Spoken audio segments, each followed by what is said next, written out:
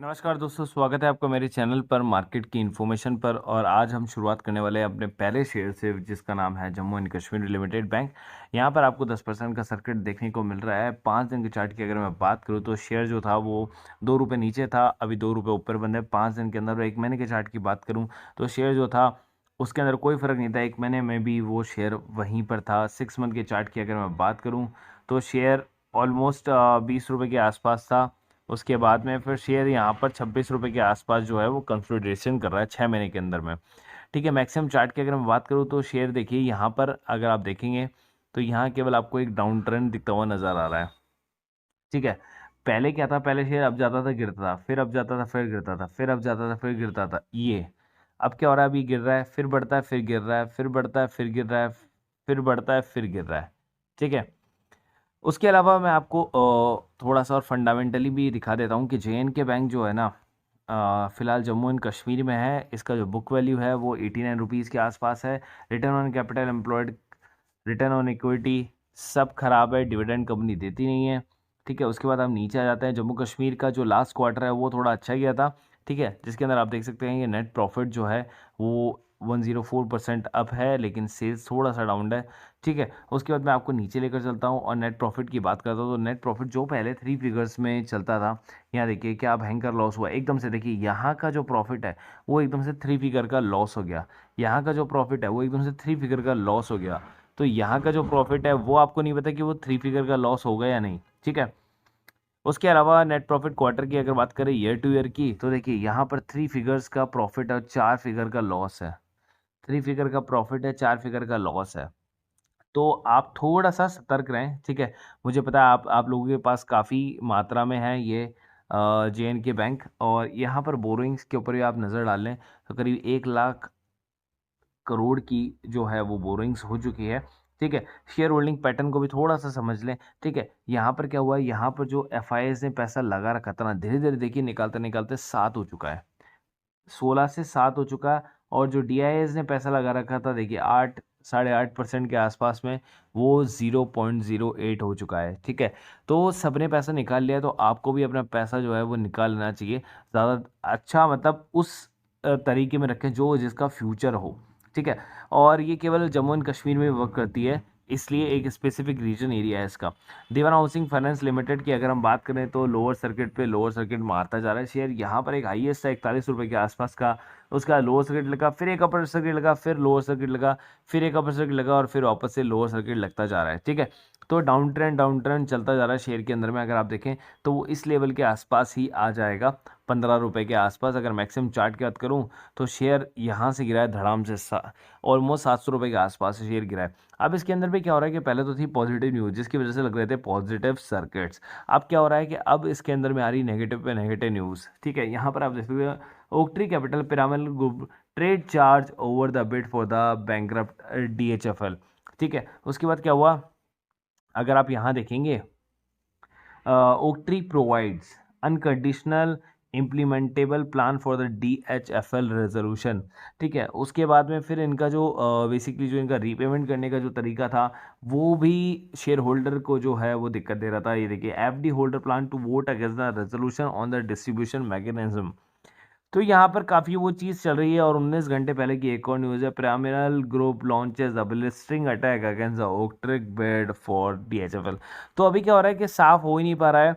और जब तक साफ नहीं होगा ना इसके अंदर में, जब तक ये इस तरीके की चीज़ें चलती रहेंगी तो उसमें अनसेफ रहेंगे लेंडर्स। और सीधा सीधा ये बता दिया गया था कि जिन शेयर होल्डर के पास में भी इसके शेयर्स हैं उनको मिलेगा ₹0, ठेंगा मिलेगा उनको। तो इसलिए क्या हो रहा है कि लोग पैनिक हो चुके हैं और लोग वहाँ से निकल रहे हैं, इसलिए लोअर पे लोअर सर्किट आपको देखने को मिल रहा है। जब तक कि इसमें गुड न्यूज़ नहीं आती तब तक आपको लोअर पे लोअर सर्किट देखने को मिल सकता है। GTL इंफ्रास्ट्रक्चर लिमिटेड की बात करें तो देखिए GTL इंफ्रास्ट्रक्चर क्या करता है, एक लेवल के अंदर में कंसोलिडेशन करता है। ठीक है, यहाँ पर देखिए 75 पैसे था, फिर नीचे गिरा 65 पैसे, फिर 75, फिर 70, फिर 75, फिर 70, 75, 70, ऐसे करके काफ़ी जो है टाइम लिया। यहाँ पर जिसने एंट्री मारी थी 6 महीने पहले, वो आज वहीं का वहीं है। ठीक है, मैक्सिमम चार्ट की बात करूँ तो शेयर जो है वो ₹100 के लेवल से नीचे गिर कर आया है। ठीक है, इंफ्रास्ट्रक्चर की बात करें तो। लेकिन अगर मैं आपको फंडामेंटली बात करूं इसकी, तो फंडामेंटली ये बहुत ही वीक है। ठीक है, उसके अलावा आप यहाँ देख सकते हैं return on capital employ, return on equity एकदम नेगेटिव में है। ठीक है, उसके बाद में अगर आप देखिए मार्केट के हिसाब से ये चौथे नंबर पर आती है। ठीक है, लेकिन नेट प्रॉफिट में क्या हो रहा है, नेट प्रॉफिट में लगातार घाटे पे घाटा हो जा रहा है। चाहे वो क्वार्टर टू क्वार्टर हो, चाहे ईयर टू ईयर हो, घाटे पे घाटा, कहीं पर कोई रिकवरी नहीं दिख रही आपको। बोरोइंग्स के अंदर में भी देखिए बोरोइंग्स कंपनी पर स्टिल बनी हुई है, हालांकि थोड़ी कम करी है बोरोइंग्स, लेकिन बोरोइंग स्टिल बनी हुई है। लेकिन प्रोमोटर होल्डिंग का क्या हुआ, धज्जियां उड़ गई वहाँ तो। ठीक है, इसके अंदर में बस एक आपको जो चीज़ बचाए हुए है वो है DIIS का स्टेक। DIIS के स्टेक स्टिल इसमें लगा हुआ है, तो कंपनी के अंदर में आपको कुछ टाइम के लिए अपर सर्किट या थोड़ा बहुत मुनाफा आपको देखने को मिल सकता है, केवल एक शॉर्ट टाइम के लिए। तो आप इसके अंदर अगर एंटर होना तो एकदम शॉर्ट टाइम के लिए एंटर होना। ठीक है, ज़्यादा मनी मत लगाना एक साथ पैनी शेयर के अंदर में। Housing and urban development corporation limited, हुडको का भी एक रिकमेंडेशन आया था। यहाँ पर आप देख सकते हैं 1 मंथ का चार्ट मैंने खोल लिया है। 39 रुपये का शेयर था, 1 मंथ के अंदर में 43 रुपीज़ के आसपास है। 38 रुपये का था, 43 रुपये के आसपास है। ठीक है, ईयर टिल डेट को छोड़कर अगर मैक्सिमम चार्ट में मैं चलूँ तो शेयर के अंदर लगातार जो है वो डाउन ट्रेंड ही बना हुआ है। ठीक है, डाउन ट्रेंड ही बना हुआ है, कहीं पर कोई अप ट्रेंड आपको नहीं दिख रहा है। ठीक है, और इसका भी थोड़ा सा हम खंगाल लेते हैं, शीट्स क्या कह रही है। ठीक है, बुक वैल्यू तो बोल रही है 65 रुपये, कंपनी थोड़ा बहुत डिविडेंड देती है।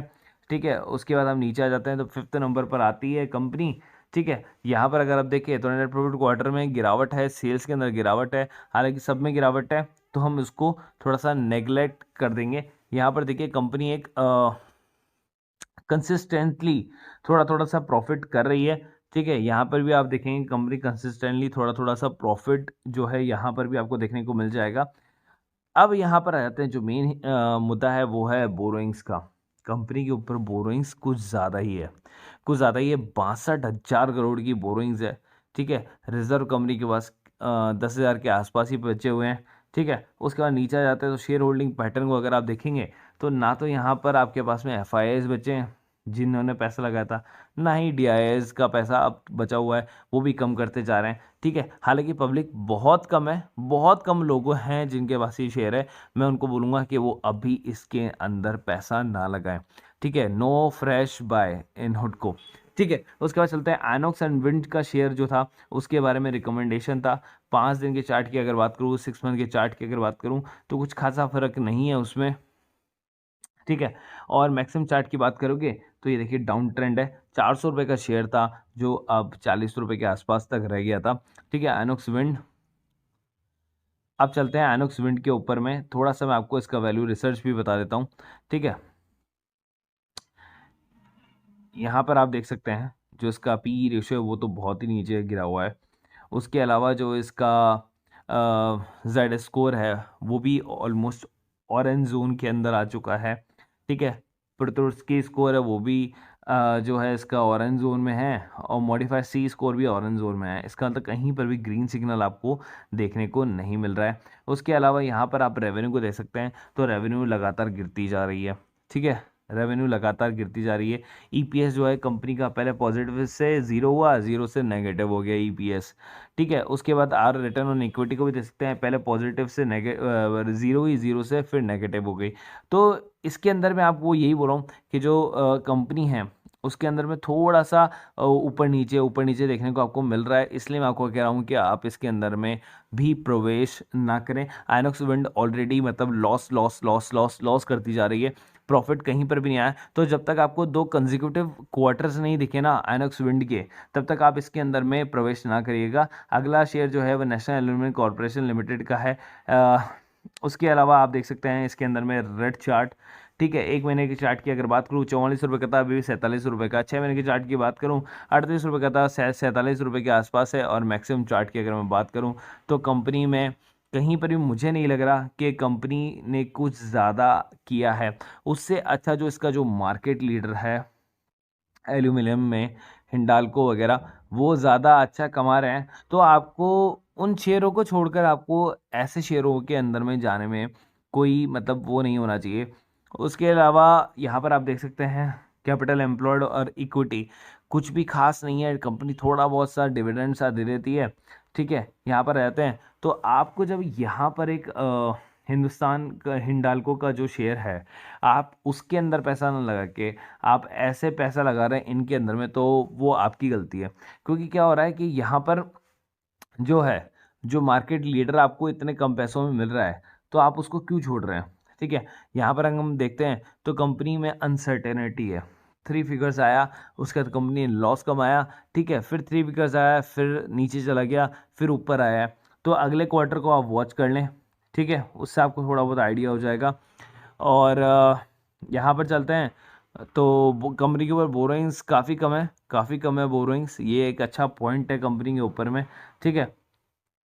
शेयर होल्डिंग पैटर्न की हम बात कर लेते हैं थोड़ा सा। तो शेयर होल्डिंग पैटर्न ये बोल रहा है कि भाई कंपनी ने अपनी जो प्रोमोटरशिप है वो थोड़ी थोड़ी सी घटा ली है, ठीक है। यहाँ से क्या हुआ, एफआईआईज ने भी घटा ली है, ठीक है। और यहाँ से डीआईएस ने क्या हुआ, डीआईएस ने भी घटा ली है। और बढ़ाई किसने, केवल और केवल पब्लिक ने। तो मैं आपको ये बोलूँगा कि आप इसके अंदर शॉर्ट टर्म के लिए अंदर एंट्री कर सकते हैं टिल बजट तक, लेकिन उसके पहले आप निकल जाए। और हिंडाल्को को मैं प्रेफर करूँगा यहाँ पर। श्रेनिक का जो शेयर है, काफ़ी रिकमेंडेशन था और काफ़ी कंसोलिडेशन और काफ़ी डाउन हो चुका है, ठीक है। यहाँ देखिए 5 रुपये 60 पैसे का शेयर था एक महीने पहले तक, और अब देखिए आप उसको 4 रुपये 30 पैसे का बचा है। मैक्सिमम चार्ट की अगर मैं बात करूँ तो देखिए डाउन ट्रेंड का डाउन ट्रेंड चल रहा है, यहाँ से लेके यहाँ तक का डाउन ट्रेंड ही इसमें जो है वो बना हुआ है, ठीक है। अब हम आगे चलते हैं और आगे चल के मैं आपको दिखा देता हूँ। तो कंपनी जो है आने वाले क्वार्टर में, दिसंबर क्वार्टर के अंदर में, वो है नेट लॉस कमा रही है। तो इसका मतलब शेयर के जो प्राइजेज हैं वो और भी कम हो सकते हैं। आपको यहाँ पर मैं डेट दिखा देता हूँ ताकि आपको यकीन हो जाए। 8/1/2021 कंपनी का जो नेट लॉस है वो आ रहा है 13.6 million rupees versus profit 27.8 million rupees years ago का, पिछले साल का। दिसंबर क्वार्टर रेवेन्यू का अगर ऑपरेशन देखें तो 452 million rupees versus 201 billion rupees year ago. देखिए इतना डिफरेंस आ रहा है। तो कंपनी के अंदर में जो नेगेटिविटी स्टिल बनी हुई है। तो मैं आपको यही कहूँगा कि श्रेणी के शेयर से आप निकल जाए, नहीं तो आप लॉन्ग टर्म तक फंसे रहेंगे, ठीक है। अपनी कैपिटल को फंसा के रखेंगे और धीरे धीरे आप निकालें और अदर शेयर में पैसा लगाएं ताकि आप वहाँ से अपना लॉस को रिकवर करें। और आप इसका स्क्रीनशॉट ले लें, यहाँ नीचे मैंने डिस्क्रिप्शन बॉक्स में लिंक दिया हुआ है मेरे टेलीग्राम ग्रुप का और व्हाट्सएप ग्रुप के लिंक का, ठीक है। आप टेलीग्राम ग्रुप को ज्वाइन करें, व्हाट्सएप ग्रुप को आप कम प्रेफर करें, ठीक है, क्योंकि सब टेलीग्राम में जाने वाला। और नीचे एंजल बुकिंग का भी मैंने लिंक दिया हुआ है। तो जिन भाइयों को दिक्कत होती है किसी और स्टॉक में, किसी और स्टॉक ब्रोकिंग के अंदर में ट्रेडिंग करने के अंदर में, वो एंजल बुकिंग में आराम से जाकर आप फ्री ऑफ कॉस्ट में आप अकाउंट खुलवा सकते हैं, ठीक है। नीचे नो ब्रोकरेज चार्जेस हैं, फ्री ऑफ कॉस्ट में अकाउंट खुलेगा। डिस्क्रिप्शन बॉक्स में मैंने उसका लिंक दिया हुआ है। So guys, thank you so much.